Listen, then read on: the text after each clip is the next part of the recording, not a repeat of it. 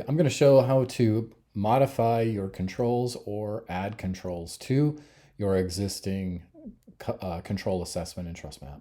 So we're going to go into a ransomware assessment here, select our template tab.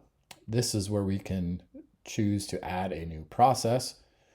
And once we get to the new process area, we can go ahead and call this, let's say we are measuring our application controls for compliance. Completely custom process. We can add a description here, which for brevity I will not do.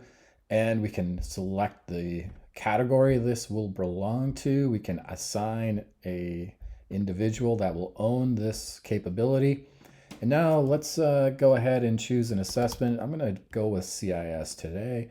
And I am going to choose the CIS maturity assessment without the implementation groups and with some MITRE mappings.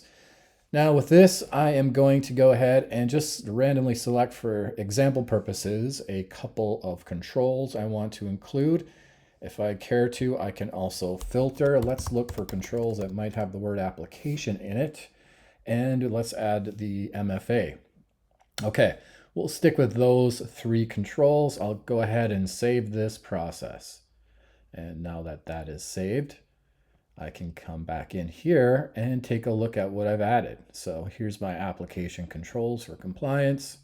I see the three controls that I have added here, and I have included with that the statements. TrustMap will automatically add the statements, add the recommendations for you, and you can now customize any controls assessment or audit that you may be conducting, and even use this to build your own custom universal control framework.